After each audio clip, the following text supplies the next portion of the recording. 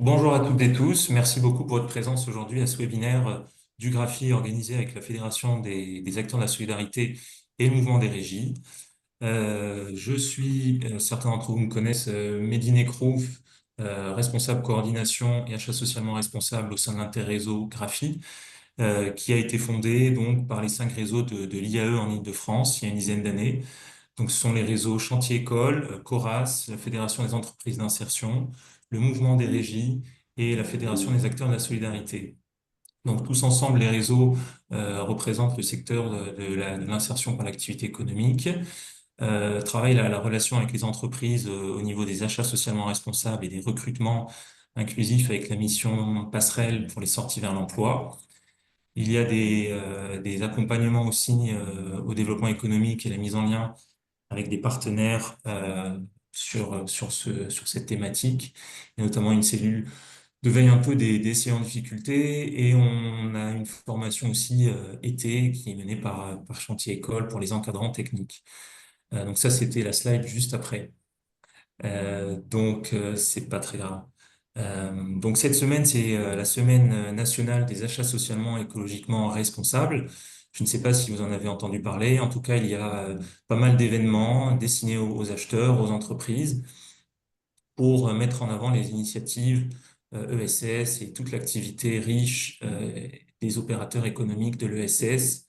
Et nous, on a, avec Steven et Jonathan, souhaité aussi faire des ateliers pour continuer la montée en compétences des SIAE sur les marchés publics. Et après pas mal de webinaires sur les coopérations, là, on est sur un autre sujet euh, très important, le prix. Ce sujet a été historiquement un peu porté par des régies de quartier, d'après le mouvement des régies, et qui avait pas mal de questions. Donc Jonathan, qui se présentera tout à l'heure, avait fait un atelier qu'on a voulu étendre, voilà, à tous les conventionnements IAE. Et il y a aussi des structures parmi vous qui nous ont fait part du fait qu'elles, de temps en temps, elles prenaient leur poste, leur fonction, elles récupéraient un marché public qui avait des prix trop bas. Et donc, au bout d'un moment donné, ça peut mettre en péril un peu l'activité. Il y a aussi des facteurs géopolitiques, des conflits, des pandémies, il y a l'inflation. Voilà, tout ça va être développé tout à l'heure.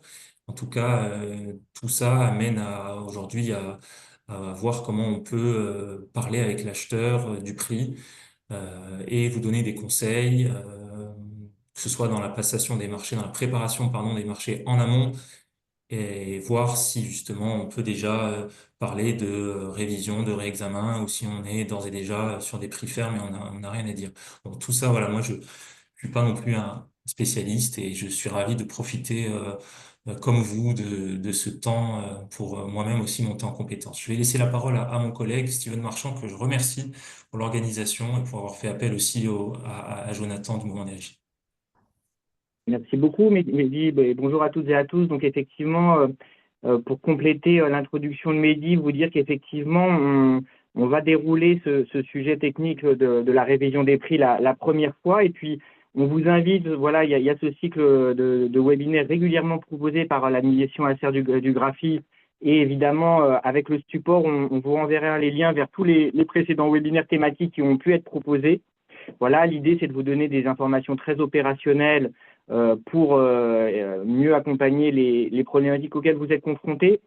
Donc, pour dérouler ce webinaire en 1 heure et demie, on va avoir une intervention voilà, juridique et technique pointue donc, par Jonathan Nloka, avec du coup qui va dérouler plusieurs points. Dans un premier temps, revenir sur la question de l'élément des prix dans le marché public.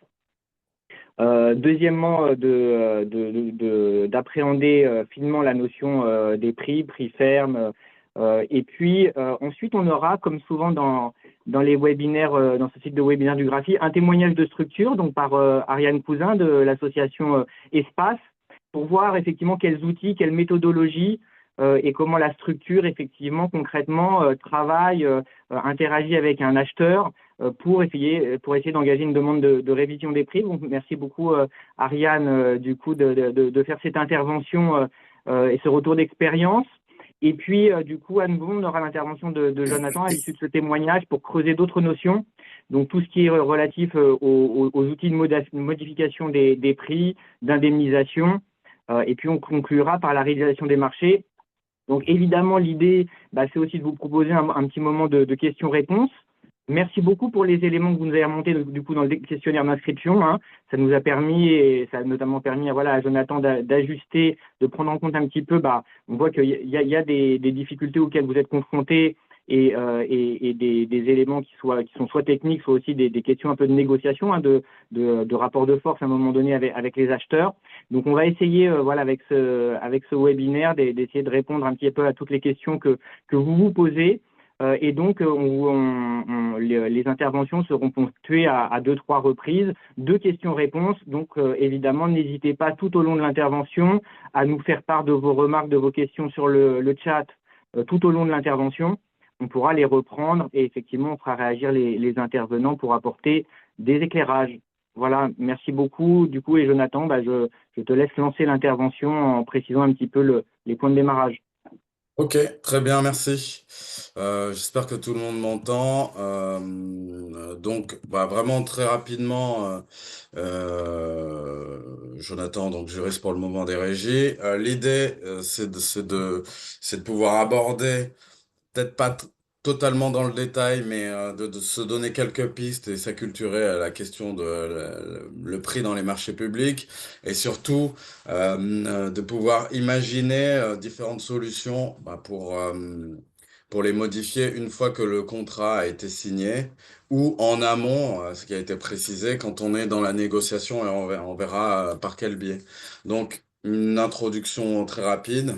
Donc le prix en soi est un élément, on le sait, fondamental du contrat, puisque on considère même que c'est un élément substantiel du contrat, donc qui va déterminer le choix de l'acheteur et qui dans dans l'absolu va pouvoir maintenir l'équilibre économique dans la gestion du marché dans son entièreté. Donc, nous, notre objectif sur cette demi-journée, c'est déjà de comprendre les différentes formes de prix, puisque en soi, le prix qui va être déterminé n'est pas le même selon les contrats et selon la volonté de l'acheteur de maîtriser les outils de modification des prix, donc la révision, leur examen, et enfin d'identifier les situations d'imprévision, ce qui a été dit tout à l'heure, ce qui a été effleuré par Mehdi tout à l'heure sur les questions des éléments d'extrangenéité, c'est-à-dire qui n'appartient pas dans la modification du contrat. On va essayer de voir quels seraient les éléments qui pourraient m'alerter sur ma possibilité de revenir vers mon acheteur et de lui dire, bon, ben là, on a une modification qui va déséquilibrer le marché, moi en tant que prestataire et l'acheteur en tant que finalement client de ma prestation, l'échange devient inique, donc comment rétablir l'équilibre du marché? Je tiens à préciser avant les questions-réponses, que effectivement, on va d'abord aborder une question très théorique, donc entre ce que la loi, ce que le code de la commande publique préconise et me permet, et ce qui va être possible entre ma relation contractuelle avec l'acheteur, avec aussi toutes ces questions de renouvellement du marché, etc., et de position, on va dire, déséquilibré entre l'acheteur qui lui commande la prestation et moi qui la donne avec ma volonté de continuer à prester pour lui. Je sais que mobiliser ces procédures, c'est plus ou moins compliqué, mais l'idée, c'est de le savoir et après de pouvoir les utiliser à bon escient, au moins dans le but de renégocier les prix sur un renouvellement. Donc, on commence tout de suite sur le cadre juridique des prix dans les marchés publics. Donc, en réalité, je fais appel au code de la commande publique. Je vais pas trop appuyer sur les articles puisque vous aurez le PowerPoint en sortie, le PDF, pardon, en sortie de l'intervention. Vous pouvez vous appuyer sur ces articles-là. Mais en gros, on a des lois et des règlements qui vont pouvoir cadrer la signature, mais aussi la passation des marchés, et qui va aussi permettre de déterminer les éléments de modification, des éléments de modification du prix. Les plus intéressants pour nous et ceux qu'on va fouiller plus précisément, c'est les articles réglementaires R 2112 et R 2000, jusqu'à R 2112-13, où là on parle vraiment de modalités de fixation des prix, et le R 2194-1 et 2114-5 sur la révision et la modification des prix dans l'exécution des marchés, c'est-à-dire une fois que mon marché a démarré. Ça, c'est vraiment les éléments légaux, intangibles, c'est-à-dire on peut les convoquer à n'importe quel moment et en cas de litige, et ça peut arriver, je peux les convoquer aussi devant la justice.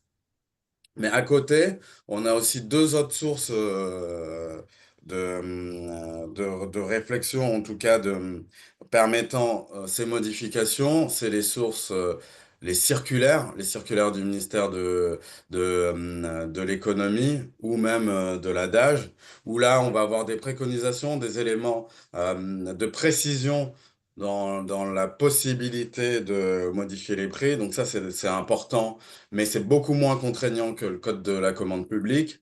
Et enfin, la jurisprudence.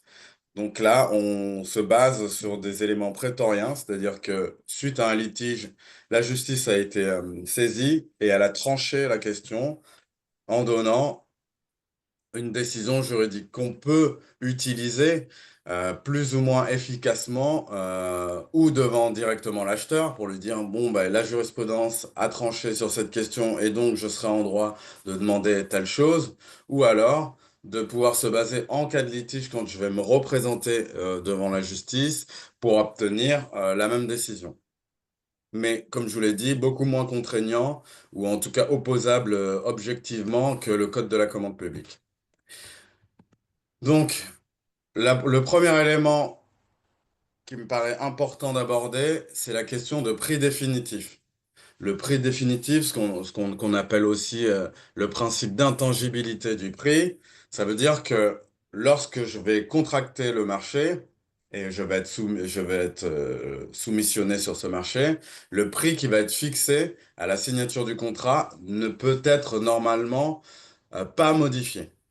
Sauf s'il y a une clause spécifique, pardon, on verra ça plus tard. Et en gros, en exemple, c'est un marché global forfaitaire. Dans ce cadre-là, le prix, il est fixe. C'est-à-dire que j'ai contracté, j'ai signé, j'ai fait ma proposition pour tant, je serai payé tant. Pour, au- Pourtant, ou en tout cas, heureusement, il y a quand même la possibilité de modifier ce prix définitif. Donc l'intangibilité, elle est friable sur si on est face à quatre situations. Donc, si le prix, on considère qu'il est provisoire, c'est-à-dire que l'acheteur et le soumissionné ont déterminé un prix, mais on va considérer qu'il est provisoire pour telle raison. Et donc, dans ce cadre-là, on va pouvoir modifier le prix et il sera clairement toujours définitif, mais on va considérer que ce prix définitif est provisoire jusqu'à actualisation.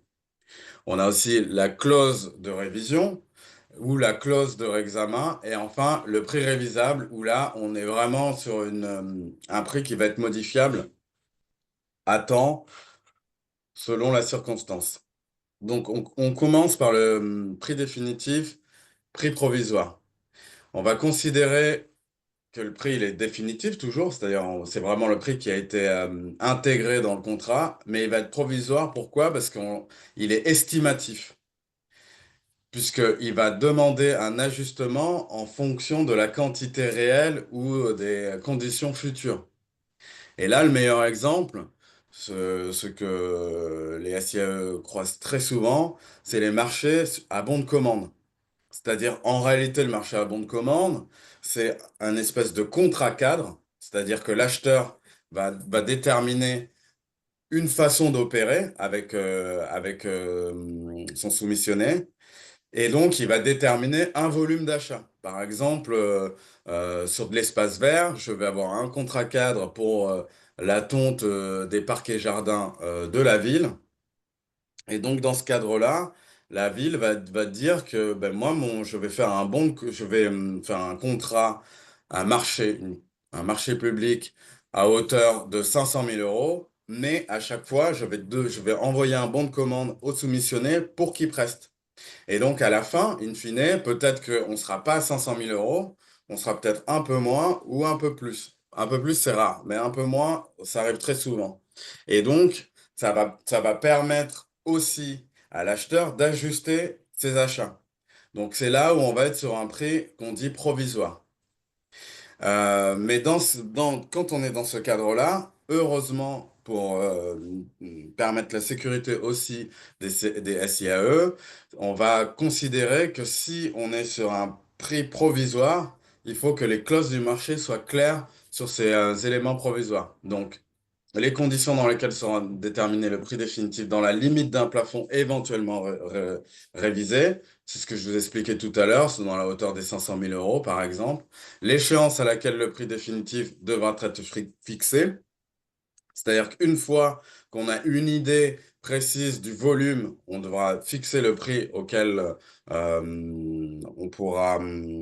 on devra, pardon, payer le soumissionné, les règles comptables auxquelles le titulaire devra se conformer, les vérifications sur pièce et sur place de l'acheteur se réservent d'effectuer les éléments techniques et comptables du coût de revient, pardon. Donc ça, pareil, c'est pas parce qu'on est sur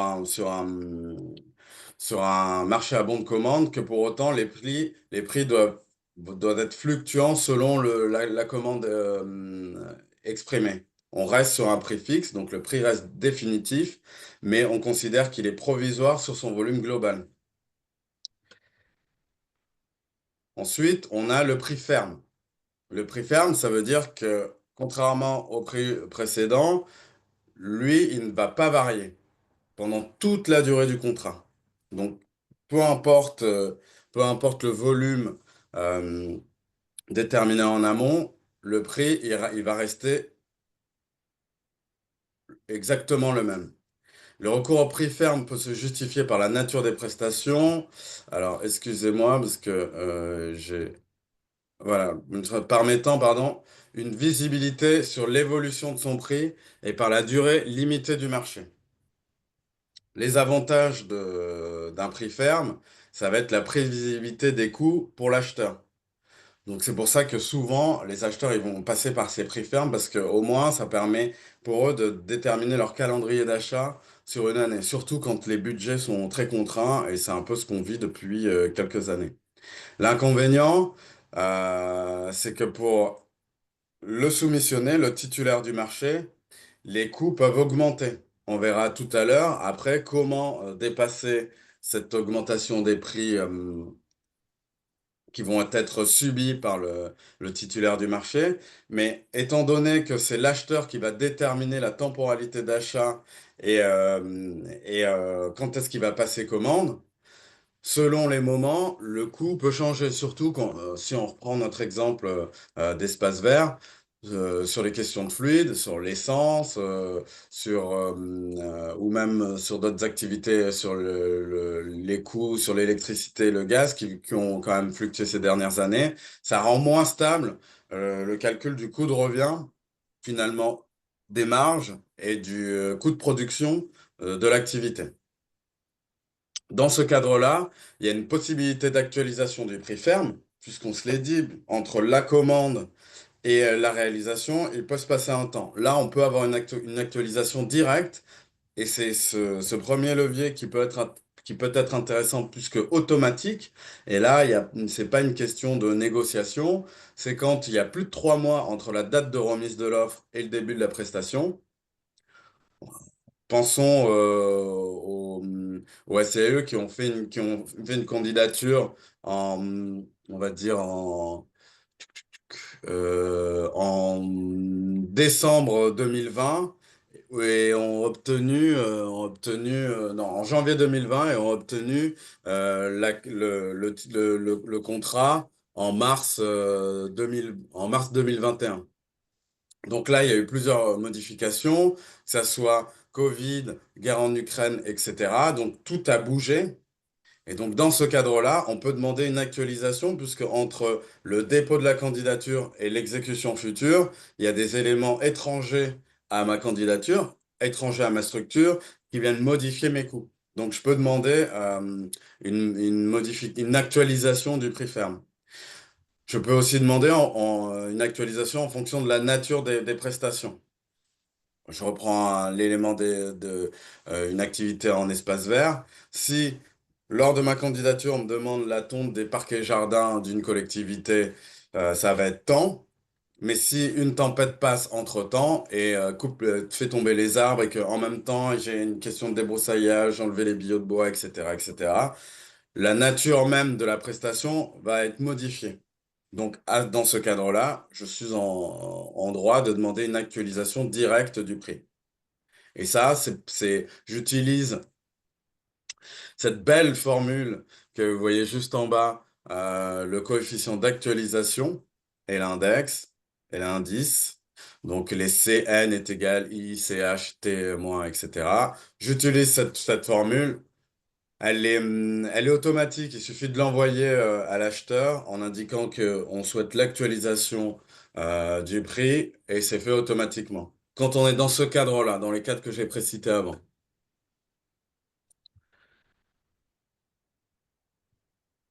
Je continue. Euh, l- Ensuite, on a le prix révisable. Le prix révisable, là, dans ce cadre-là, il peut varier selon les indices INSEE, indice des matériaux. Il y a différents indices, indices du coût de la main-d'œuvre, etc., etc. On va considérer qu'une variable est en capacité de modifier le prix. Et donc, le prix va devenir révisable. L'avantage, ça permet d'adapter le prix aux évolutions du marché. Donc ça rend le marché beaucoup plus égalitaire entre le soumissionné et l'acheteur. Mais l'inconvénient, c'est de se permettre d'être à jour sur les indices. En plus, comme vous devez sans doute le savoir, ces indices et index, ils ne sont pas, c'est quand même très difficile de les trouver gratuitement en ligne, en tout cas à leur sortie. Donc ça demande en plus, en tout cas nous au mouvement des régies, c'est ce qu'on nous a demandé plusieurs fois pour les régies, c'est de pouvoir mutualiser un abonnement pour les avoir directement en sortie. Puisque sinon, on est obligé d'attendre un décalage et les abonnements, même s'ils sont pas à fort coût, c'est quand même très compliqué pour les obtenir gratuitement dès leur sortie. Donc ça, voilà, c'est aussi un process qu'il faut mettre en place ou par abonnement ou un relais ou, euh, ou par une fédération, peu importe. Mais en tout cas, voilà, ça c'est... ah, ok. Donc voilà, c'est quelque chose qu'il faut avoir en tête, c'est de se mettre régulièrement à jour sur les indices. La révision s'effectue de manière régulière selon une périodicité fixée par le marché et durant la période d'exécution du marché. Ça, c'est selon les éléments qu'on retrouvera dans les DCE à candidature et dans le contrat une fois signé. Donc, je précise que la clause de révision ne peut être ni modifiée ni introduite en cours d'exécution du marché.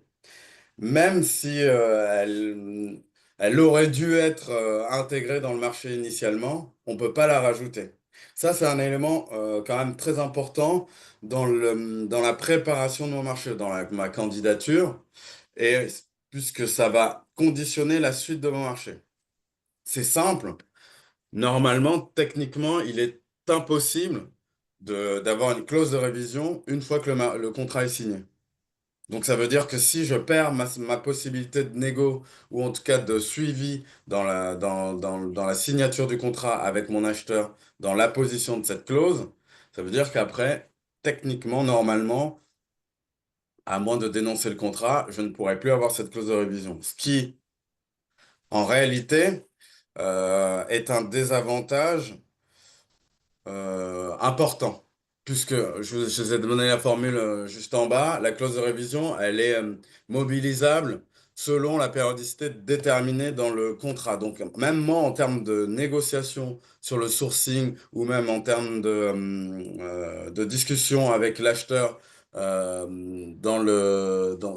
on est sur une procédure négociée, je peux travailler, euh, je peux travailler sur cette formule.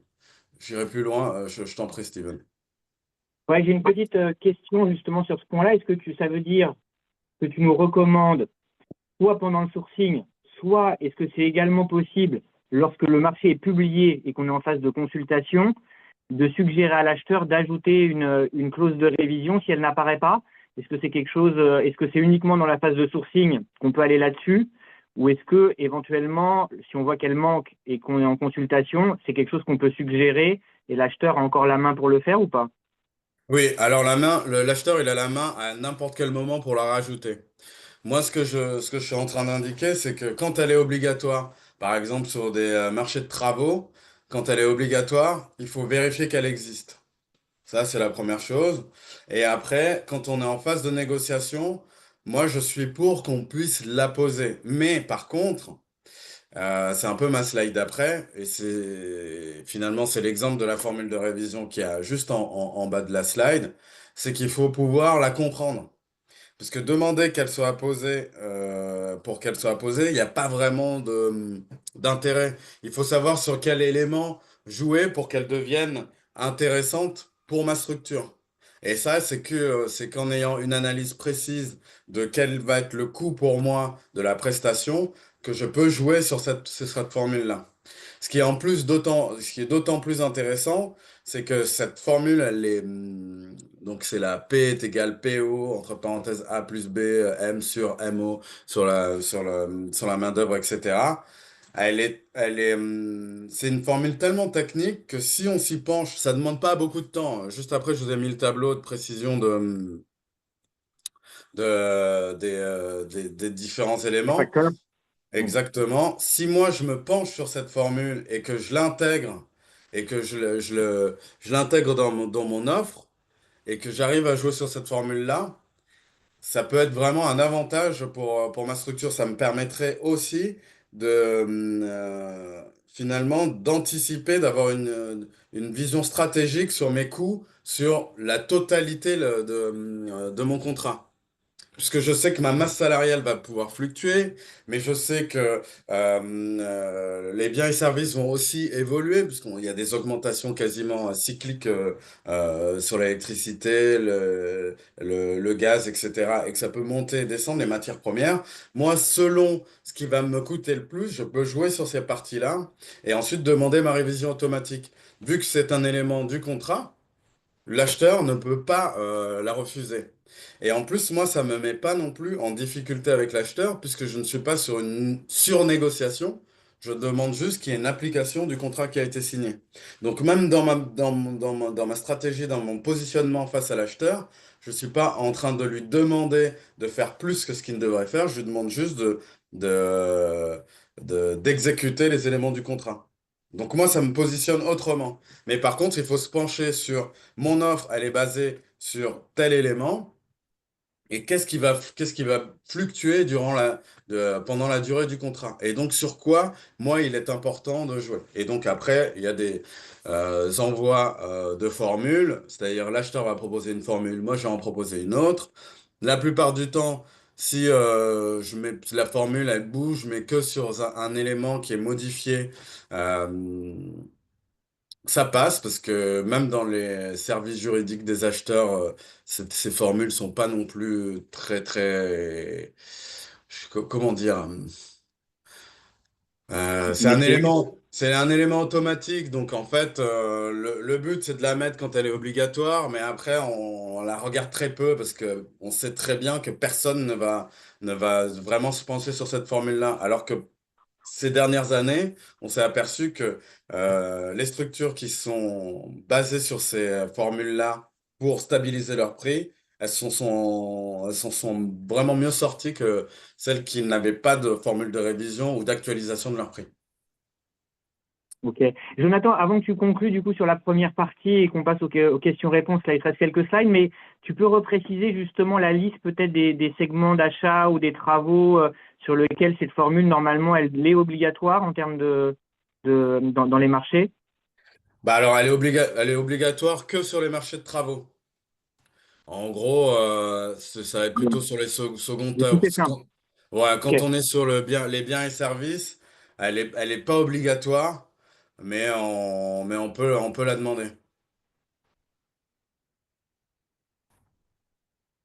Puis, du coup, conclure sur la première partie. Oui, je conclue sur la première partie. Hop. Euh, ben voilà, j'ai répondu à ta question juste avant.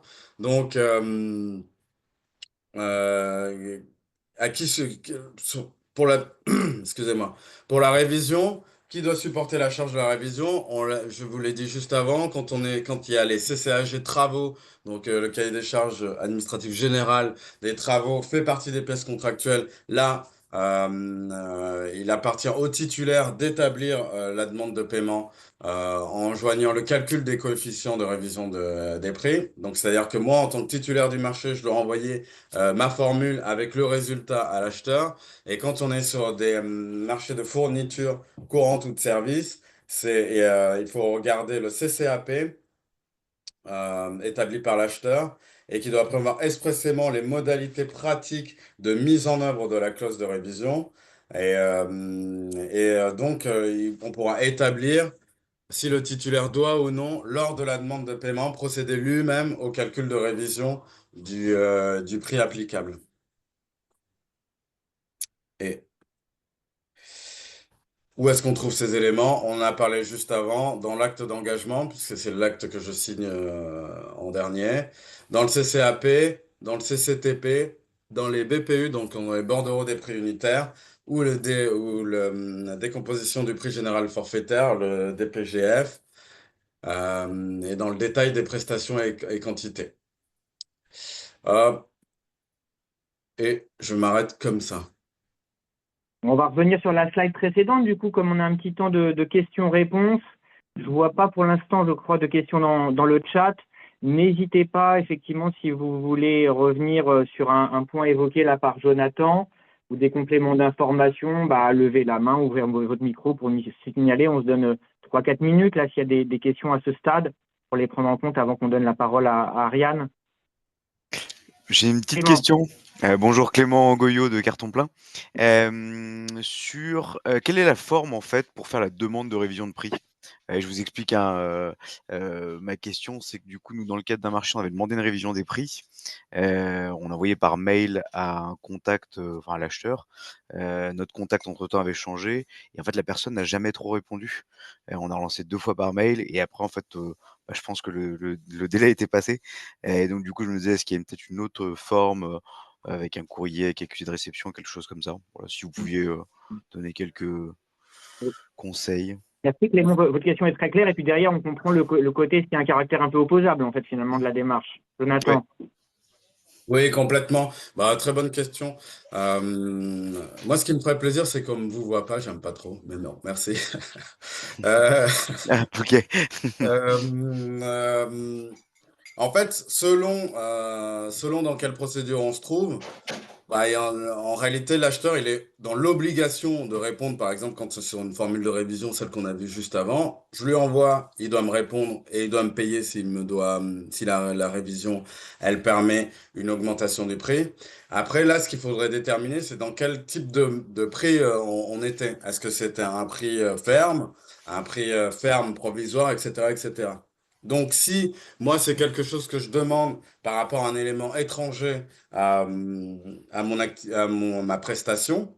Dans ce cadre-là, moi, ce que je conseillerais, c'est d'abord de prendre contact exactement comme vous l'avez fait par voie informelle, un peu par un mail, de dire, bon, mais je voudrais qu'on révise les prix parce qu'il y a une modification qui rend instable ma prestation, d'attendre une réponse.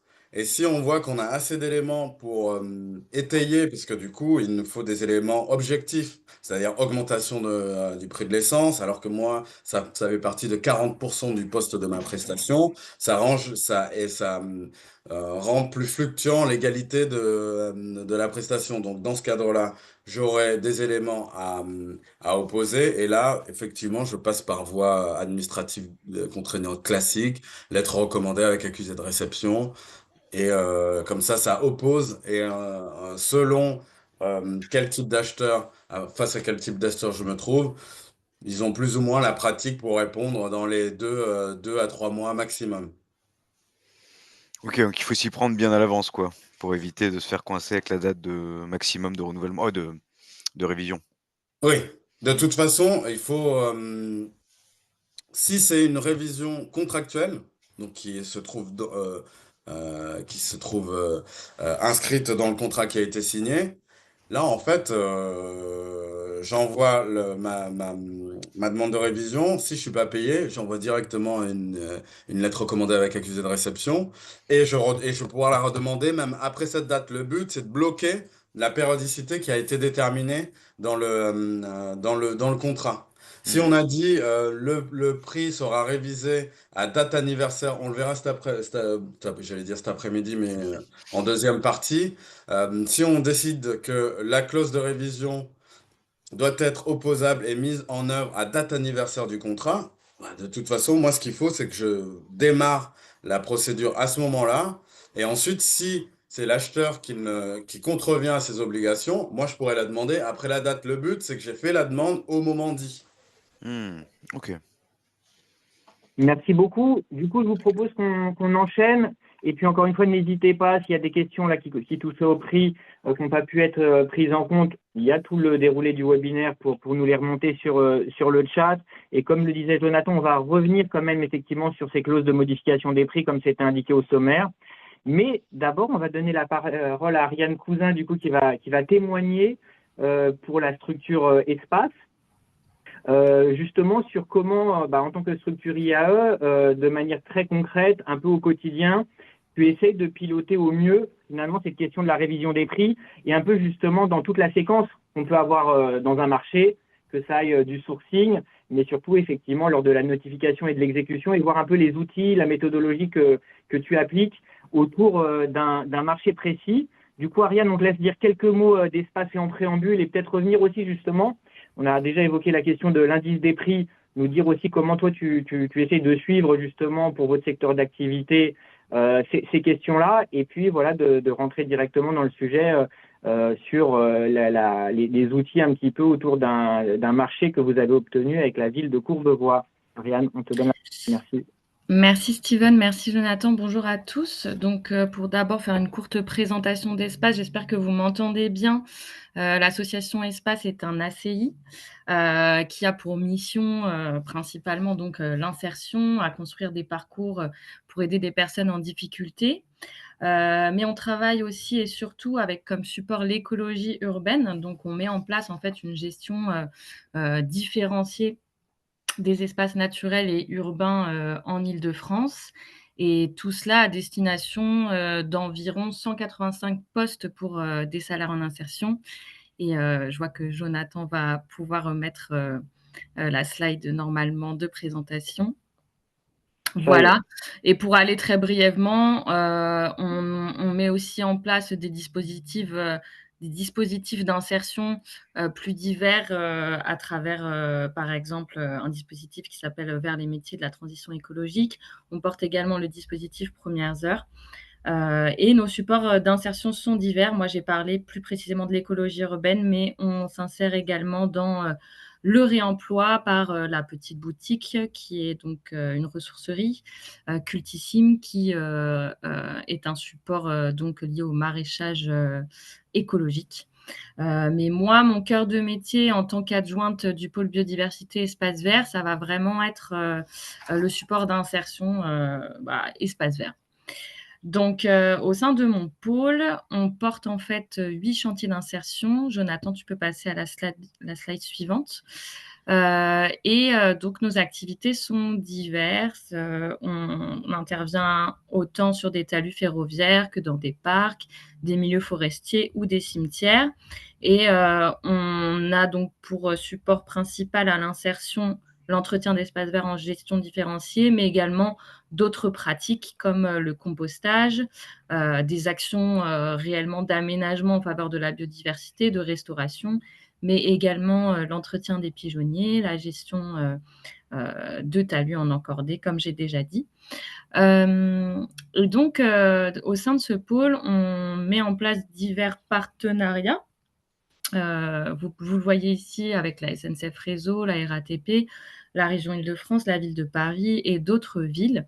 Et dans ce cadre-là, donc, les contrats qui s'offrent à nous sont majoritairement des conventions, alors soit annuelles, soit pluriannuelles, ou alors des marchés publics qui peuvent être réservés ou non, auxquels Espace répond.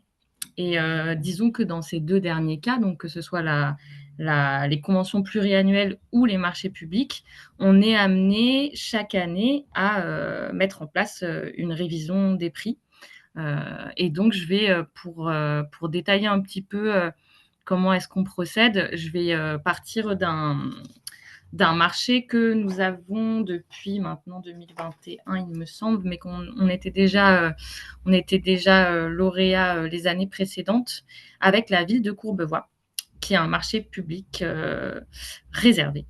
Et donc, globalement, pour mettre en place une révision de prix dans le cadre d'un marché public, et là, j'ai pris cet exemple-là, je vais peut-être d'abord revenir sur les principales étapes de réponse et de mise en place du marché pour savoir où se situe réellement la révision des prix. Donc, dans un premier temps, évidemment, on répond au marché et on prend connaissance des documents de marché, dont le fameux cahier des clauses administratives particulières, donc le CCAP, dont Jonathan a parlé tout à l'heure, avec les autres pièces comme le BPU, etc. Et donc, cette prise de connaissance me permet déjà, dans un premier temps, de savoir si, en effet, le prix est ferme ou révisable, sachant que moi, de mon expérience, on est majoritairement confronté à des prix qui sont révisables annuellement, en tout cas dans le cadre de marchés publics. Donc, une fois que nous répondons à ce marché et que nous avons la notification de l'acheteur et nous devenons titulaires, je vais quand même, dans un premier temps, mettre en route les activités du marché, me concentrer sur la planification des activités, en lien avec l'acheteur évidemment. Donc, c'est toutes des discussions et des process qui se mettent en place. Et j'ai envie de dire, à partir du moment où tout ça est plutôt stable, revenir en fait dans les documents, les pièces de marché, revenir dans le cadre légal de la révision des prix. Et c'est à ce moment-là, en fait, qu'en étape 1, je vais décortiquer le CCAP et analyser le cadre légal pour me préparer au mieux à la suite. Et dans une deuxième étape, rassembler les éléments importants qui vont me permettre ensuite de faire cette révision des prix, donc en me constituant en fait un outil et un document qui sera ensuite transmis à l'acheteur. Donc c'est un peu ces 2 dernières parties-là que je vais vous expliquer brièvement au niveau de la méthodologie. Donc Jonathan, tu peux passer, voilà, ça fait la première partie, puis la deuxième. Tu peux passer encore. Voilà. Et pour arriver donc à décortiquer le CCAP et analyser le cadre légal. Donc, à ma manière, et je pense qu'on fait tous un petit peu comme ça en tant que structure d'insertion par activité économique, je vais directement me référer à l'article qui concerne la variation des prix. Donc là, je suis bien dans le document CCAP et je vais essayer en fait de récupérer les informations clés qui m'intéressent et qui vont me permettre en fait de respecter mes deadlines et de pouvoir envoyer en temps et en heure la révision. Donc, si on prend depuis le début, donc dans le texte, les prix sont révisables à partir du 1er janvier de l'année qui suit la notification du contrat. Donc là, c'est la petite spécificité de celui-ci. C'est vrai que moi, j'ai plutôt l'habitude de faire des révisions de prix à la date d'anniversaire du marché. Et là, il y a bien la spécificité du 1er janvier. Donc déjà, dans notre calendrier, si on est notifié en mai, on sait déjà qu'à partir du 1er janvier de l'année qui suit, les prix vont être modifiés. Et donc, il y a évidemment une anticipation à faire avant cette date-là. J'y reviendrai. Ensuite, on regarde de quels éléments sont constitués la formule de révision des prix et la valeur de l'indice de référence. Donc ici, on s'intéresse à voilà, quel indice est utilisé, comment est-ce que je peux le retrouver. Comme a dit Jonathan, on peut pour certains les retrouver sur le site de l'INSEE. Nous, on a quand même la chance dans le domaine des espaces verts de se référer généralement, et là, c'est pas le cas parce qu'en fait, le marché est plus varié. Il y a l'entretien de pigeonniers, il y a, la gestion, et l'animation de, jardins partagés et il y a un petit peu d'espace vert à bon de commande. Donc, la révision des prix n'est pas basée sur l'indice espace vert, mais l'indice espace vert est quand même très facilement trouvable sur le site internet de l'INSEE. Moi, je conseille, voilà, une recherche Google avec, le nom de l'indice, le site de l'INSEE. On creuse un peu et puis on arrive assez rapidement à extraire le tableau Excel, qui nous convient avec les dates de parution des indices et cetera. Et bah, là, je crois, qu'on n'a pas non plus de difficulté dans ce cas-là à, retrouver cet indice qui est assez, facilement désolée pour les notifications, je ne sais pas si vous les entendez.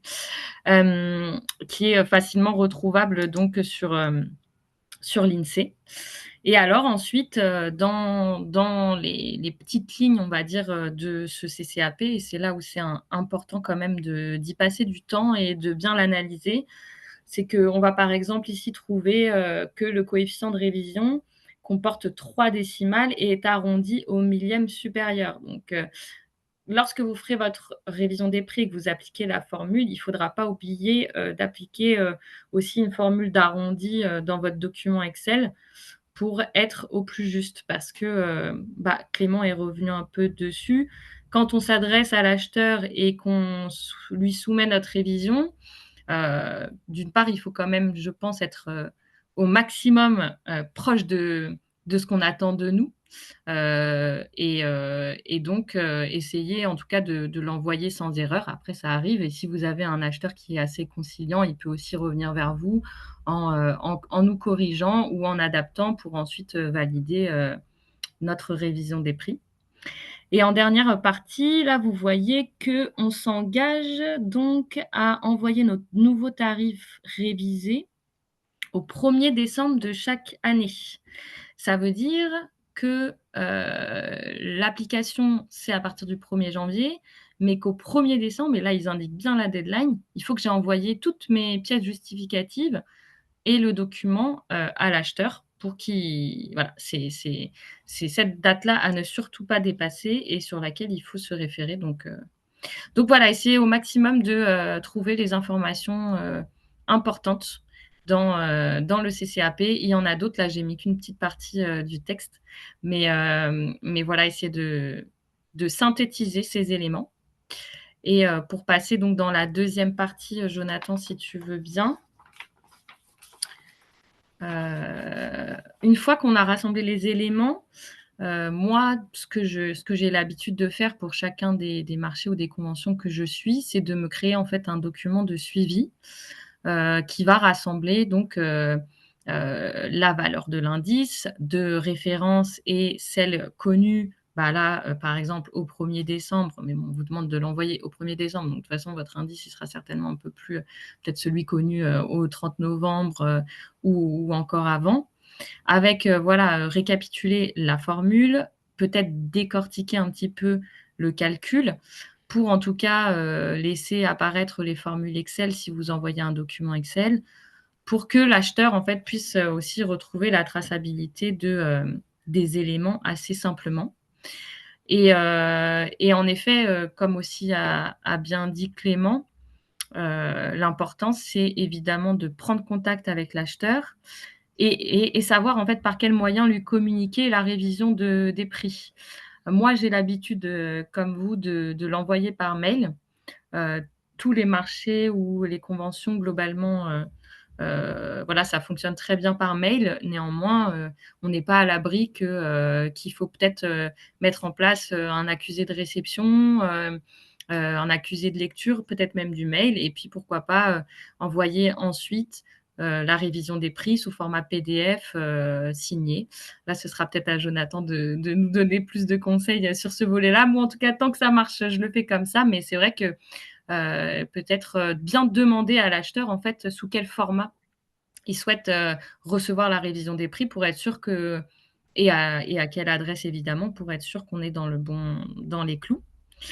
Et donc bien envoyer le document avant la date demandée, ne pas se faire surprendre par les deadlines. Je pense que on a tous beaucoup de travail et c'est peut-être le point numéro un, c'est vraiment, se caler dans son calendrier, les différentes étapes pour ne pas être en retard, pour ne pas que ça nous passe sous le nez, quoi. Et donc voilà, moi avec petite manière de faire où j'envoie mon document Excel pour qu'en toute transparence, on puisse retrouver les calculs et avoir un retour de l'acheteur là-dessus. Voilà globalement comment je procède et puis, bah, n'hésitez pas si vous avez des petites questions. Peut-être, Jonathan pourra compléter sur sa vision des choses par rapport à ce que moi je mets en place, avec nos moyens. Donc, merci beaucoup. Merci beaucoup, Ariane, pour ce témoignage très clair. Peut-être du coup, effectivement, je vois pas de questions dans le chat et on a pris un tout petit peu de retard. On dépassera peut-être de 5-10 minutes, hein. Mais encore une fois, n'hésitez pas s'il y a des questions sur le témoignage d'Ariane à nous le signaler dans le chat ou à lever la main.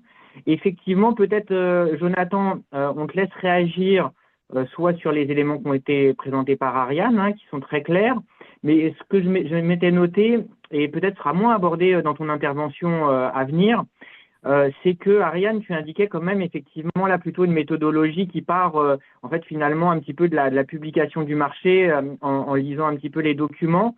Et je sais qu'en préparant, en échangeant avec Jonathan et avec toi pour préparer le webinaire, il y avait quand même la question de qu'est-ce qui peut se passer, on l'a évoqué un petit peu avant, pendant le sourcing. Et donc peut-être Jonathan, effectivement, à moins que tu abordes ça après, peut-être aussi réaborder la question, on te laisse réagir sur est-ce qu'il y a des choses quand même un petit peu avant la publication du marché. On a vu que ça demande une expertise, hein, faut s'emparer effectivement quand même de cette fameuse formule de calcul, bien la comprendre, mais quelle est la marge de négociation un peu avec un acheteur quand on est plutôt dans une démarche un petit peu amont de sourcing pour effectivement pousser une formule de calcul effectivement favorable. Et ça renvoie à la question qui avait été mise dans le chat. Voilà, est-ce qu'on peut se retrouver quand même parfois aussi avec une formule de révision qui soit moins favorable finalement que de ne pas avoir de formule de calcul? Voilà, donc on te laisse peut-être réagir là-dessus, Jonathan, et puis après, effectivement, peut-être poursuivre aussi sur ton déroulé. Ok, très bien, merci. Bon, déjà, pour commencer, je trouve que le process d'Ariane, il est plutôt intéressant. Je dirais même, c'est un cas d'école. Pour moi, c'est comme ça que ça devrait être géré, le suivi d'un contrat. Après, moi, en plus, je suis un vieux juriste, donc du coup, j'ai toujours été habitué au papier. À une certaine époque, on avait notre contrat dans un dossier et sur la première page du dossier, on avait les éléments importants, les dates clés, surtout à bien respecter. Et donc, ça nous permettait d'avoir une vision exactement ce que tu fais de façon numérisée. Mais en fait, c'est ça, c'est de savoir avoir ces dates clés et de se dire c'est date anniversaire, date d'opposition, vraiment être sur une gestion claire de ces éléments-là. Donc, c'est ce que tu fais. Pour moi, c'est comme ça que ça doit être géré. Ça permet aussi, et ça, je pense qu'on est euh, on subit tous un peu ça, le turnover, le changement de personnes en charge de ces dossiers est quand même important dans nos structures. Donc, le fait d'avoir ce type de gestion claire et lisible pour faire des passations, c'est ce qui va permettre de pérenniser en réalité nos contrats et nos prix. Donc ça, pour moi, c'est un peu la méthode clé à suivre. Ensuite, sur la question dans le cas du sourcing, comment rendre le prix le plus intéressant pour ma structure, ça, en réalité, ça va même se déterminer un tout petit peu avant le sourcing. Ça veut dire que quand l'acheteur il va définir ses besoins, puisque c'est quand même l'alpha et l'oméga de la commande publique, c'est-à-dire que l'acheteur, lui, doit définir ses besoins, c'est à ce moment-là que moi, je peux essayer d'interférer dans la suite de mon contrat. Puisque une fois que l'acheteur va déterminer qu'il a besoin de telle ou telle chose, c'est sur ces éléments-là que je vais pouvoir jouer. Mais il faut que je puisse avoir accès à ces éléments. Donc, dans le cadre du sourcing, quand l'acheteur va venir me voir et va me parler de ses besoins, il faut que je creuse chaque besoin. Et moi, comment je vais prester? Et je sais, c'est pour ça que je le disais en amont, la relation, elle est un peu unique à ce niveau-là, parce que moi, ce que je veux, c'est obtenir le contrat.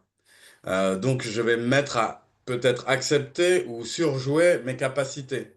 Alors que plus je serai honnête dans mes capacités et même une perspective de l'évolution de ma masse salariale, l'évolution de mes achats par la suite, l'amortissement même de mes achats de matériel, c'est là où je vais pouvoir être compétitif dans le prix et déterminer les variations que je vais pouvoir apporter.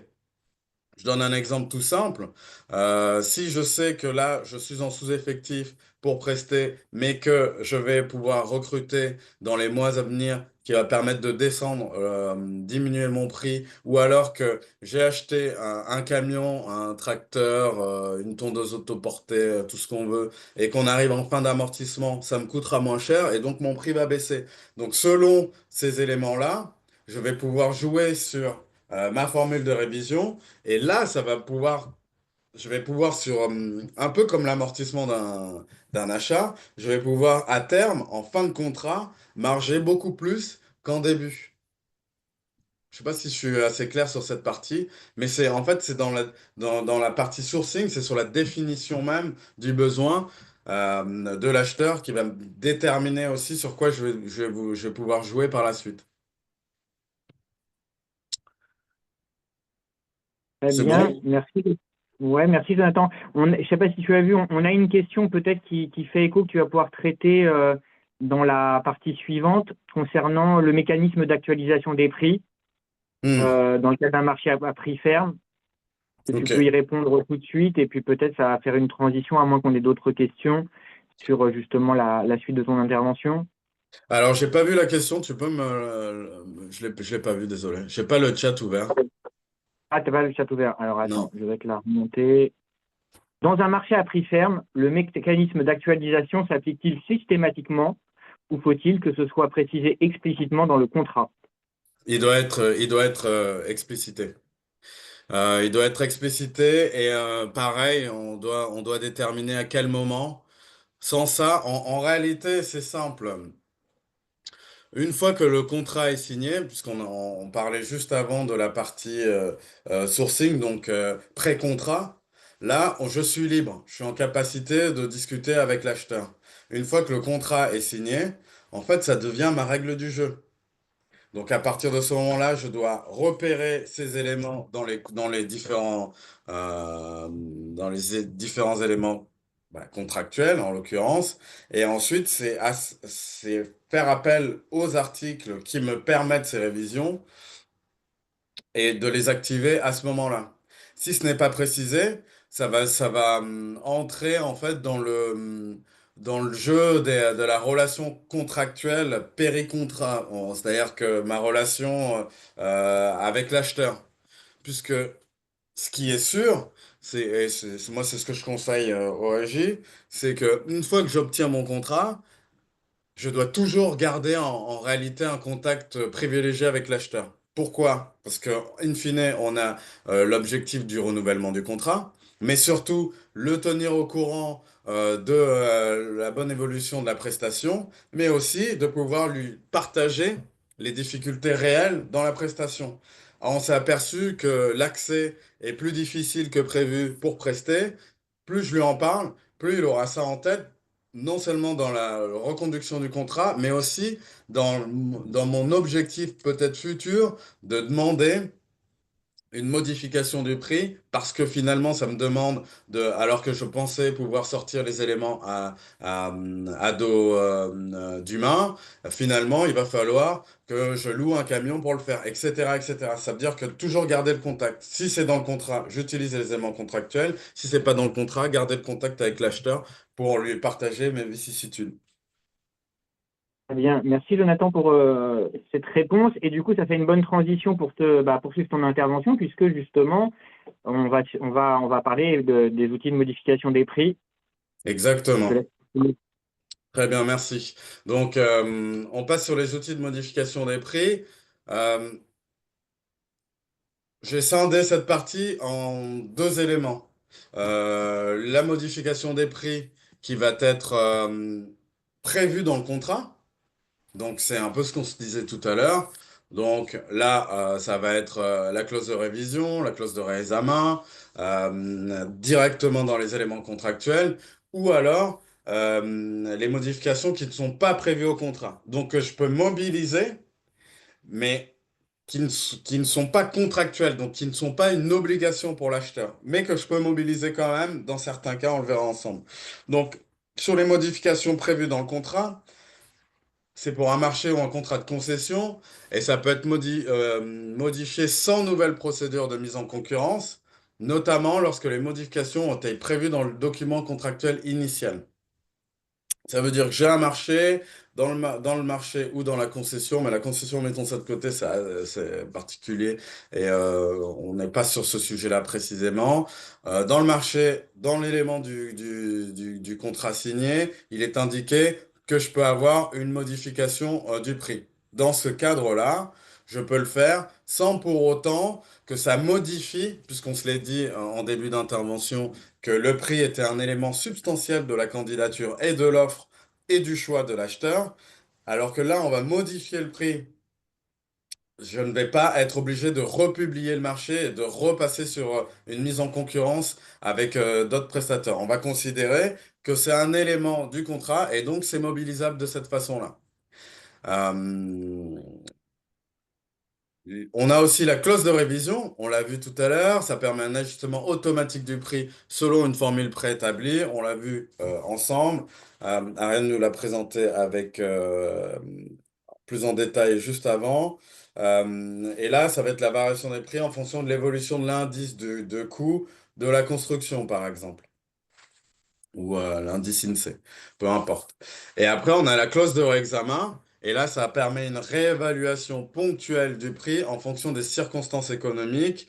C'est moins fréquent, et en plus, ce n'est pas systématique, mais c'est une possibilité. Ça, c'est les modifications prévues dans le contrat. À côté, on va avoir des modifications non prévues par le contrat, et c'est là où on va faire appel au code de la commande publique, qui nous indique qu'on a une liste d'hypothèses dans laquelle il est possible de procéder à une modification du contrat sans remise en concurrence. Puisque l'objectif de cette modification euh, du prix, donc de toute notre intervention, c'est de se dire qu'on peut modifier le prix sans pour autant nous remettre en concurrence avec sans doute des candidats qui étaient sur ce prix lors de leur candidature. Je m'explique. Lors de ma candidature, j'ai dit que moi, pour 100, je ferai la prestation. À côté, il y avait un concurrent qui disait pour 110, je fais la même prestation. Au bout d'un an, moi, je peux arriver à une prestation à 110. Ce qui, techniquement ou objectivement, on pourrait dire, ne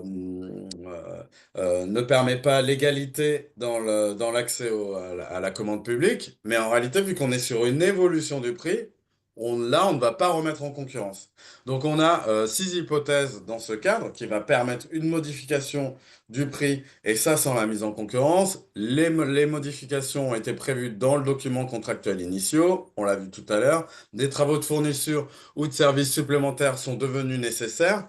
C'est l'exemple que je vous donnais sur l'accessibilité, par exemple, au chantier. Je m'aperçois que pour accéder au chantier, c'est plus compliqué que ce qui était prévu. Donc finalement, ça me demande de mettre en place un service complémentaire. Et donc dans ce cadre-là, je vais demander une augmentation du prix. Les modifications sont rendues nécessaires par des circonstances imprévues. C'est mon exemple de tout à l'heure aussi sur on me demande de tondre les parcs et jardins d'une collectivité, mais une tempête est passée entre-temps. Et donc, il y a des éléments supplémentaires étrangers qui sont venus modifier la prestation. Donc, je dois avoir, ça va me provoquer un surcoût et donc je dois avoir une modification de mon prix. Un nouveau titulaire se substitue au titulaire initial du marché. Là, on est dans un cadre particulier puisque moi, en tant que SIAE, ça veut dire que j'ai quand même perdu mon marché, donc c'est pas ce qu'on souhaite. C'est-à-dire qu'on a une substitution de titulaire ou par un rachat ou alors par une liquidation de la structure et donc ça serait repris par une autre. Donc là, c'est vraiment pas le cas idéal. Les modifications ne sont pas substantielles. Donc, on considère que même s'il y a une modification du prix, ça ne modifie pas l'alchimie totale du contrat, c'est vraiment marginal. Et les modifications sont de faible montant. Ça, on le verra un peu plus dans le détail tout de suite, puisque la modification de faible montant, on considère que jusqu'à 10% du montant initial du contrat de travaux, 15% pour les autres marchés, le marché de biens et services, on peut avoir cette variation de prix. Et cet élément-là, moi, je le conseille puisque c'est mobilisable rapidement et en réalité, ça a peu d'incidence puisqu'on considère que c'est une variation acceptable puisque de faible montant. Je vois qu'il y a plein de questions sur le chat qui arrivent, mais Non, c'était des remerciements à Ariane. Jonathan, on te laisse poursuivre. Pas de ok. problème. Je continue donc. Donc, les modifications résultant de circonstances imprévues, ça, on l'avait utilisé très fortement suite au Covid, la guerre en Ukraine, avec l'augmentation des fluides, des matières premières en règle générale. Actuellement, on a eu quand même de fortes variations aussi liées à l'inflation, tout simplement. Donc ça, c'est ce qu'on appelle les modifications résultant de circonstances imprévues. Donc ça rend ces circonstances imprévues rendent nécessaire une modification du contrat et l'autorité, donc l'acheteur, euh, pardon, oui, l'acheteur ne pouvait pas imaginer, ou même le soumissionné, pardon, ne pouvait pas imaginer ces modifications-là. Bon, c'est un article du Code de la commande publique, je vous l'ai référencé, l'article R2194-5. Et donc celui-là, il est mobilisable assez facilement. Il faut que ça soit quand même un élément objectif. Donc, ça ne peut pas résulter d'un oubli ou d'une erreur dans la préparation du marché. C'est-à-dire que autant pour le candidat que pour l'acheteur, c'est pas parce qu'on a oublié un poste que pour autant on doit se permettre de modifier le prix. Et c'est là où c'est un peu particulier. C'est-à-dire que si l'acheteur se trompe et se dit, ah mais il me manque ce poste-là, c'est pas grave, ce que je vais faire, je vais proposer une modification du prix et augmenter le prix du soumissionné pour pouvoir combler ce poste. Non, on ne peut pas le faire parce que dans ce cadre-là, il faut faire une remise en concurrence parce que mes concurrents sont en capacité de proposer aussi une offre et ça se trouve, elle serait plus intéressante que la mienne. Donc on repart à zéro. Là, c'est vraiment si on a un élément extérieur inimaginable à l'époque de la passation du marché pour, euh, pour passer par ce biais-là. Chaque modification ne peut excéder 50% du montant du contrat initial et doit se limiter à ce qui est strictement nécessaire pour couvrir les conséquences directement, imputables à ces circonstances imprévisibles. Il faut un avenant au contrat. De telles modifications ne sont possibles que si elles sont indispensables pour faire face aux circonstances imprévues et ainsi permettre la poursuite de l'exécution du contrat. Donc, ensuite, on a les modifications non substantielles. J'en ai parlé d'un mot tout à l'heure, plus précisément, c'est celles, quel que soit leur montant, qui n'introduisent pas de conditions et qui, si elles avaient été incluses dans la procédure de passation initiale, auraient attiré davantage d'opérateurs économiques ou permis l'admission d'autres opérateurs économiques ou le choix d'une offre autre que celle retenue, qui ne modifie pas l'équilibre économique du marché en faveur du contractant et qui ne modifie pas considérablement l'objet des marchés, l'analyse de ce qui relève, pardon, au nom d'un au nom, pardon, au nom d'une substantielle et assez fine et n'est pas évidente in concreto. En gros, c'est simple, ça veut dire que la modification, elle ne doit pas bouger l'équilibre du contrat.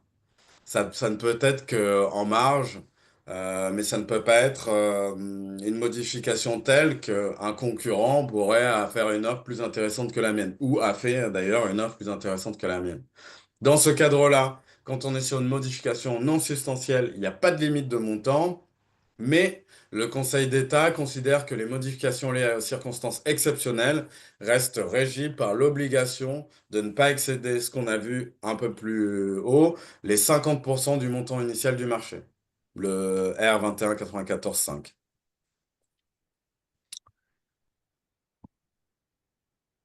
Ensuite, le dernier, je vous ai dit le plus intéressant, puisque mobilisable facilement et avec très peu de justification, c'est les modifications de faible montant.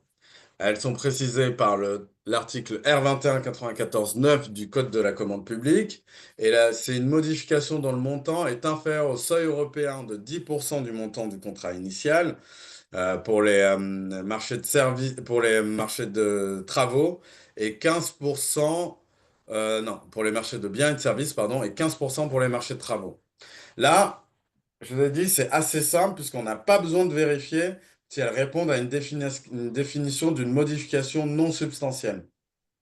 Lorsqu'il y a plusieurs modifications de faible montant se succèdent, l'autorité contractante prend en compte leur montant cumulé. Donc en gros, on reste quand même sur une procédure simple à mobiliser.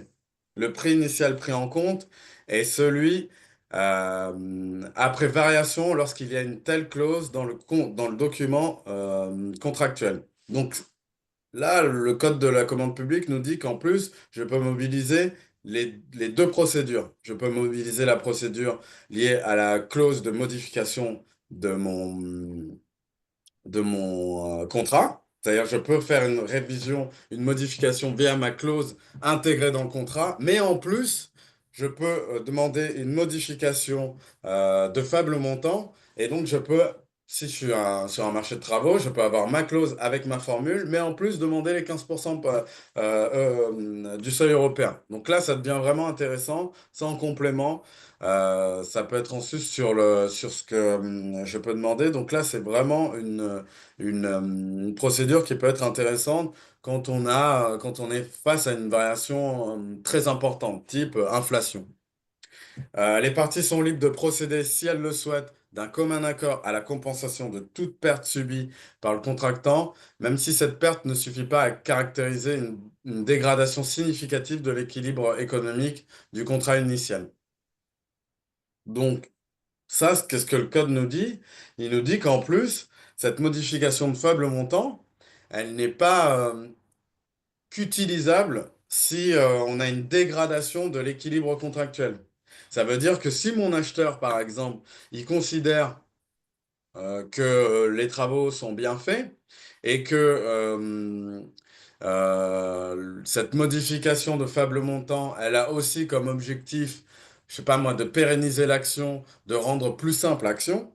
Je suis pas du tout en train de dire de récompenser l'action bien faite, hein, mais de rendre de faciliter l'action. On est en capacité de mobiliser, et qu'il a les moyens, bien évidemment, hein. Il a la possibilité de mobiliser cette modification de faible montant, et dans ce cadre-là, on se retrouverait avec une augmentation de entre 10 et 15% de ma prestation, alors même que je n'ai pas une variation significative ou dangereuse dans l'équilibre de mon contrat. Puisque là, on est vraiment sur quelque chose qui n'est pas obligatoirement justifiable euh, sur un déséquilibre réel de la prestation. J'en conclus en disant quand même que ça reste lié à la liberté contractuelle.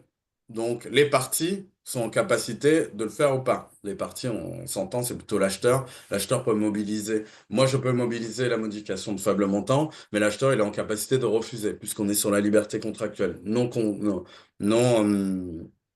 puisque c'est un élément qui est non intégré au contrat. Je vais terminer parce que je vois qu'il est 10h50, je vais terminer sur l'indemnisation par la théorie de l'imprévision. Pareil, on est sur des éléments qui sont non compris au contrat, non intégrés au contrat, mais qui peuvent être mobilisables quand on a une variation qui m'échappe. Donc c'est en cas de perturbation grave des conditions économiques, donc imprévisibles et extérieures. Ça rappelle peu ou prou des éléments juridiques comme on va dire, la force majeure, en fait, c'est-à-dire quelque chose qui m'est étranger et qui s'impose à moi, l'acheteur peut être tenu de compenser une partie des coûts supplémentaires pour le titulaire. Ce principe de l'imprévision, il est codifié par l'article 6 du Code de la commande publique.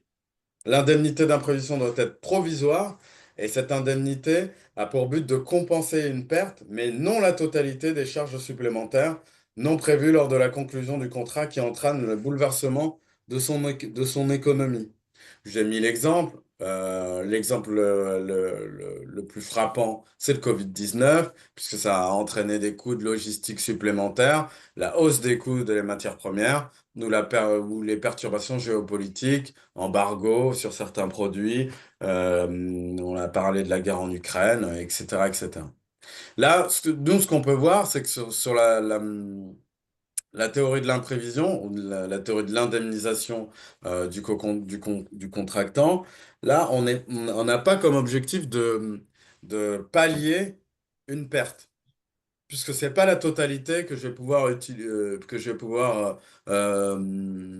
combler. C'est qu'une partie. C'est-à-dire qu'on considère que un peu sur la base d'une théorie de droit civil, l'enregistrement sans cause, ça veut dire que l'acheteur, lui, n'est normalement pas euh, en capacité, on va dire, d'acheter un produit ou un service qui coûterait quand même moins que le même service ou le même produit sur le marché. Donc on considère qu'il doit pouvoir rééquilibrer le prix et donc combler une partie du déficit pour éviter que que le soumissionné, pardon, le titulaire, vende à perte ou preste à perte. Et donc on va lui demander de rééquilibrer aussi un tout petit peu ses prix, mais pas la totalité. Ce qui est intéressant, c'est que toutes les procédures, toutes les procédures et théories que je vous ai développées juste avant, elles sont cumulables. Ça veut dire que je peux en même temps utiliser ma formule de révision pour réaugmenter mes prix, mais en même temps utiliser l'imprévision pour combler le reste. Donc effectivement, il y aura techniquement l'imprévision ne peut pas combler 100% de la perte, mais si moi je m'organise correctement, je peux avoir ma formule de révision qui va prendre, je sais pas moi, 30% et à utiliser l'imprévision pour les 70% restants. Et donc finalement, ma perte, elle n'existe plus. Ça veut dire qu'il faut pouvoir jouer avec. C'est pas le bon terme, on joue pas avec la loi on la respecte. Non, c'était une blague. Mais en tout cas, il faut pouvoir utiliser les différentes procédures pour permettre l'équilibre de mon contrat. Et Peut-être, ouais, Jonathan, avant de passer, de conclure un peu sur la résiliation. Alors, on est conscient que c'est assez dense, hein, là, c'est des sujets quand même assez denses et techniques. Peut-être on peut voir s'il y a des questions qui sont remontées ou s'il y a des manques de précision là sur quand même ces deux grosses interventions là techniques. Et puis effectivement, après, on te laissera conclure sur la résiliation. On verra encore une fois s'il y a des questions sur le chat, mais peut-être c'est une partie quand même plus resserrée. Est-ce qu'il y a des demandes de précision à chaud, hein, parce que peut-être voilà, il y aura peut-être des questions aussi avec le support et vous n'hésitez pas à nous les remonter. On restera en lien avec Jonathan et Mehdi pour y répondre. Mais est-ce que à chaud, vous avez des demandes de précision sur ce qui vient d'être évoqué du coup par Jonathan sur les clauses de révision, cette théorie de l'imprévision? Et puis, on a bien compris la possibilité de cumuler. N'hésitez pas à nous le signaler en levant la main, en ouvrant directement le micro. On peut se donner 5 petites minutes avant de passer effectivement à la conclusion là, sur la manière de résilier le contrat. Steven, il y a Pierre de Carton-Plein qui posait la question tout à l'heure. Avez-vous connaissance de cas de figure où une demande de révision de prix aboutit à un prix moins avantageux pour le titulaire en comparaison au prix de base? oui, Ouais, Ça, c'est le comble. bah malheureusement oui, c'est-à-dire que la formule de révision elle va dans les deux sens. C'est-à-dire que vu qu'on utilise des index et des indices euh, nationaux qui vont être basés sur la prestation. Si c'est vers le bas, on peut avoir une révision qui va à la fin nous diminuer le prix. C'est-à-dire que ça va, en réalité, ça va dans les deux sens. Hmm. Merci Jonathan et Mehdi d'avoir saisi la question. Peut-être juste une autre question, c'est les indices de l'INSEE, ils ont l'air d'être révisés de manière trimestrielle. Mm. Moi, je suis là un indice en particulier pour la révision d'un prix d'un marché. Le dernier indice connu, c'est celui du T4 2024. Mhm. Est-ce que je dois faire une demande, moi, enfin, il y a une deadline qui arrive bientôt. Est-ce que j'ai intérêt à attendre l'indice du T1 2025 ou prendre celui, le dernier indice connu? Il faut que je regarde un petit peu la tendance, quoi. Et alors du coup, franchement, pour être tout à fait honnête, j'en ai aucune idée. Mmh. Mmh. Le T4, c'est que ça correspond à quel service, prestation?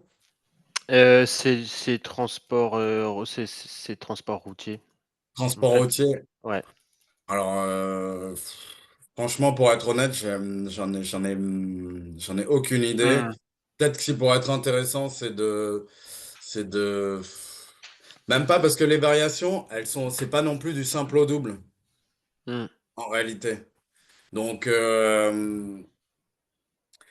si le fait d'attendre m'empêche de suivre correctement ma variation, bon, parce qu'au pire, ça va peut-être se jouer à 0,15 points. Mmh. Mmh. Donc, en soi, je sais pas si dans l'équilibre du contrat, si ça va vraiment changer, à part quelques centimes ou allez, Ouais. Et moi, je vais faire ma demande de révision des prix sur base de cet indice-là. Est-ce que le pouvoir adjudicateur, il peut me retoquer en disant non, il faut prendre le dernier indice connu, le plus proche de la date de révision des prix? Alors, moi, je dois prendre le dernier indice publié. D'accord. Ça, c'est mon obligation, c'est prendre le dernier indice publié dans la limite du calendrier qui est apposé Mmh. au contrat. Mmh. Donc moi, l'acheteur, il peut pas me dire, par exemple, si on reprend l'exemple d'Ariane, on lui a dit qu'il faut qu'elle envoie tous ces éléments au 1er décembre pour une actualisation au 1er janvier. L'acheteur, il peut pas me dire au 15 janvier, ben non, en fait, il faut prendre, pour reprendre ton exemple, on peut pas prendre le T5 au 15 janvier, alors que moi, j'ai fait formuler ma demande comme on m'a demandé dans le contrat au 1er décembre, et le seul publié était le T4. Ok. Je ne peux pas je ne peux, sauf si il est indiqué dans le contrat, puisque c'est des éléments contractuels, qu'on prendra, qu'on m'a demandé de l'envoyer au 1er décembre et ça sera actualisé dans l'intervalle avec le dernier indice publié. Mmh. Mais souvent, les acheteurs, parce qu'il y a un service juridique derrière, ils organisent les calendriers aussi avec les parutions. Puisqu'on sait que c'est trimestriel, on organise ensuite les demandes d'actualisation dans ce sens-là. Donc normalement, on se retrouve rarement dans un ventre mou ou entre deux actualisations. Ok. Et une dernière mini question, il y a une série d'indices qui a été arrêtée en cours de marché, qui est suspendue ou arrêtée, qui n'est pas continuée. L'INSEE propose une série de remplacements. Est-ce qu'on Mm. prend ça automatiquement? Il n'y a pas d'autres il y a pas d'autres alternatives? Alors, il n'y a pas d'autre alternative. Moi, alors que je suis juriste, moi, ce que j'aime bien, c'est sur ces questions-là, c'est le flou. Là, on me donne la possibilité de choisir un indice et le Hmm. mieux disant. Bah, je choisis le mieux disant et je le propose. Hmm. D'accord. Il n'y a pas d'autres alternatives en disant je peux pas créer mon propre indice. Hmm. Mais ce qui est intéressant, c'est que s'ils disent bon, bah, celui-là, on l'annule et il est remplacé par trois indices, moi je regarde les trois indices et je regardais le mieux disant, celui qui est le plus stable le, et le plus. Les avantageux. Ouais, tout à fait. Exactement. Hmm. Le Hmm. plus avantageux et après je l'impose à l'acheteur. Hmm. Entre guillemets, je l'impose, c'est-à-dire je le propose à l'acheteur et je pars sur cette base de calcul. Ok. Ok, c'est très clair. Merci beaucoup. Comme je l'ai dit, on va dépasser peut-être de 5-10 minutes. est-ce qu'il y a une dernière question avant qu'on passe à la dernière séquence qui va être plus resserrée du coup sur les clauses de résiliation? Est-ce que certains veulent compléter les questions sur les parties évoquées par Jonathan? Je regarde. Mehdi, je te laisse checker est-ce qu'il y a des questions sur le chat. Sinon, n'hésitez pas, encore une fois, à ouvrir votre micro. Non, c'est bon? Très bien, on va poursuivre. Si certains doivent nous quitter, malheureusement, on vous enverra le lien quand même vers le replay évidemment pour la fin du webinaire que vous pourrez consulter. Et Jonathan, on te laisse conclure du coup en 5-10 minutes avant que voilà, Mehdi conclue le webinaire définitivement. Donc sur cette question de la résiliation. Oui, merci. Bon, alors de toute façon, je vais pas m'appesantir sur la résiliation parce que c'est vraiment on ne veut pas arriver à ce niveau-là, en réalité. La résiliation, on va arriver à ce moment-là quand vraiment le prix qui nous est proposé ou donné rend mais tellement impossible le maintien de la prestation qu'on va être obligé de passer par une résiliation, pardon, une résiliation. Donc, ça, c'est vraiment le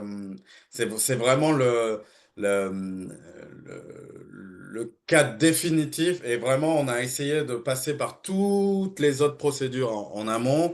Et on voit que l'acheteur est réfractaire parce que pour lui, il est ou dans des difficultés économiques ou alors parce qu'il refuse d'entendre que pour nous, c'est compliqué de continuer à prester de cette façon-là. Là, on peut passer sur une résiliation. On a trois cas qui vont permettre une résiliation automatique. C'est quand on a un élément extérieur à l'origine de la nécessité de procéder à la résiliation, quand c'est imprévisible et quand c'est irrésistible.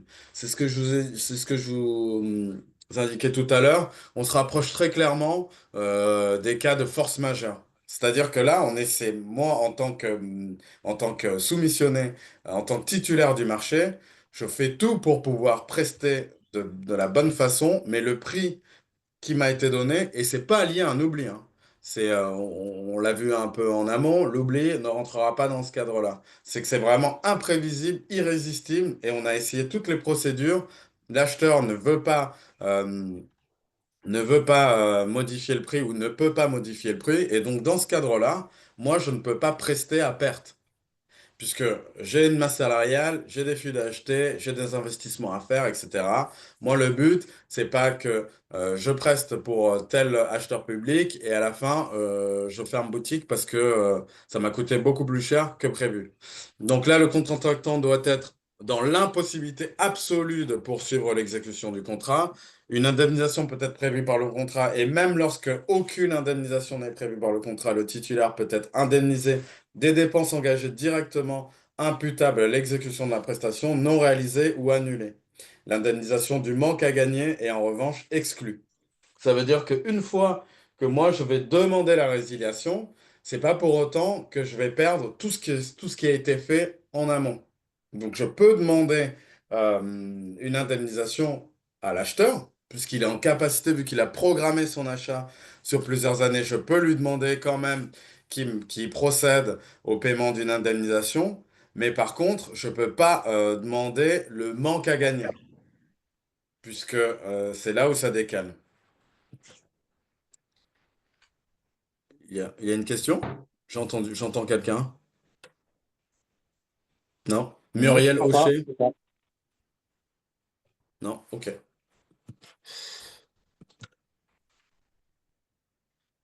Je vois que Muriel Hochet?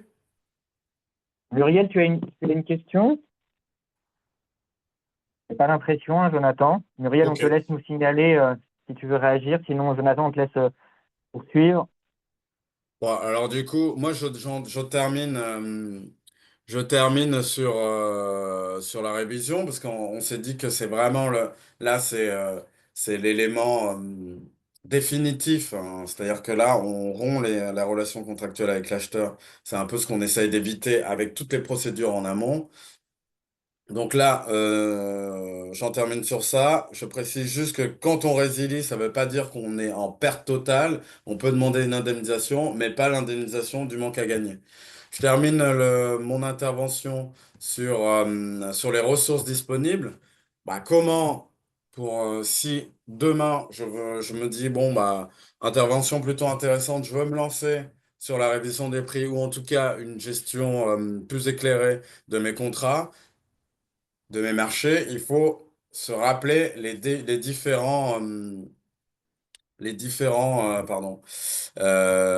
différentes sources disponibles pour pouvoir approfondir ces questions-là. On a le contrat, c'est simple. On l'a vu dans l'intervention d'Ariane.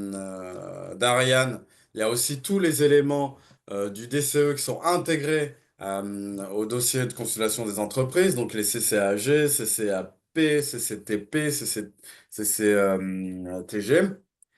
Il y a aussi une belle documentation de la communauté européenne sur des jurisprudences qui vont permettre finalement de réfléchir à la compensation des pertes des prix, puisque maintenant on sait que les marchés sont européens hein, avec nouvelles procédures de candidature via les DUM, etc. Il faut pouvoir aussi regarder les avis de la CE, en sachant que on aura sans doute la possibilité d'en reparler dans d'autres rassemblements. La France est souvent, en tout cas les acheteurs publics français sont souvent condamnés ou sur des retards de paiement ou alors sur des non-modifications, révision des prix. Et ça, se baser sur des jurisprudences européennes, c'est très important. Pas pour faire plier l'acheteur, mais au moins pour lui rappeler que le contentieux peut être porté au niveau national, mais aussi européen, avec des condamnations par derrière. Donc de lui dire que c'est quand même quelque chose qu'il faut suivre très précisément. Le code de la commande publique, ça on l'a vu, puisque c'est quand même la base de notre base réglementaire et législative sur les marchés. Les recommandations guides circulaires de la direction des affaires juridiques, qui, c'est des éléments techniques, mais qui sont quand même réappropriables assez facilement, puisque ils vont pouvoir décortiquer les différents éléments. Et ça peut nous être utile sur certaines modifications dans l'exécution du contrat, puisqu'ils vont pouvoir analyser. Et ensuite, les circulaires des différents ministères et les communiqués de presse poussant un peu plus, par exemple, le communiqué de presse du 20 mai 2021, poussant la révision des prix suite aux différentes éléments étrangers à l'exécution des marchés. Et je peux m'arrêter sur... Pardon. Ouh, désolé. Je peux m'arrêter sur ça. Et tu pourrais continuer encore longtemps. Jonathan, tu nous as dit en phase préparatoire que tu pouvais parler de tous ces sujets au moins une journée. Et effectivement, bravo d'avoir condensé ça en 1h45. Et on te remercie et on s'excuse presque de t'avoir demandé ce travail quand on voit la quantité d'informations et tous les sujets qui restent à approfondir. Et voilà, moi qui étais très novice sur le sujet, je reste sur ma faim. Alors, j'imagine même pas les structures. Il y en a qui ont des problématiques concrètes et on espère malgré tout bah, qu'elles ont trouvé des éléments de réponse. Voilà. Et avec Steven, on va vous envoyer donc le replay dès qu'on l'a monté, le support préparé par Jonathan, et puis effectivement l'outil de méthodologie de Ariane. Et puis il y a aussi un petit questionnaire de satisfaction pour que vous nous disiez ce que vous nous en avez pensé. C'est toujours important aussi pour nous. Et puis, vous laissez nous dire quelles sont les autres thématiques d'atelier que vous souhaiteriez qu'on aborde. Ça aussi, c'est très important. Voilà, par exemple, vendredi après-midi, à 14 heures, on a un autre webinaire destiné donc un peu à la communication, comment on communique auprès de l'acheteur public, auprès du pouvoir adjudicateur en utilisant ces termes, son jargon. L'actualité est disponible sur notre site graphi.org ainsi que le formulaire d'inscription si vous voulez vous inscrire. On a voilà, deux autres webinaires à organiser bientôt qui viennent. Un sur le secteur de l'électroménager en juin, mais c'est à destination des acheteurs, et un webinaire francilien à destination de tous les facilitateurs pour leur parler d'IAE et pour leur parler de vous. Voilà ce qu'on peut dire. Merci beaucoup pour votre participation, et puis je laisse aussi voilà, Steven, et merci à Jonathan encore une fois pour son intervention et tout le travail de préparation qui a été fait. Et voilà, je vous laisse également conclure. Ah non, on va pas faire plus long, on a un peu dépassé, mais merci beaucoup aux intervenants, merci à Jonathan encore une fois et à Ariane. Et puis peut-être voilà vous redire que n'hésitez pas à revenir vers nous. On a de la chance effectivement voilà d'avoir une petite équipe et notamment voilà Jonathan aussi qui pourra prendre en charge quelques questions voilà très techniques qui n'ont pas pu forcément être prises en charge lors du webinaire. Mais voilà, à froid sur la base des éléments, n'hésitez pas à nous transmettre des compléments, des demandes de compléments. Et on vous souhaite surtout une très bonne journée. À bientôt.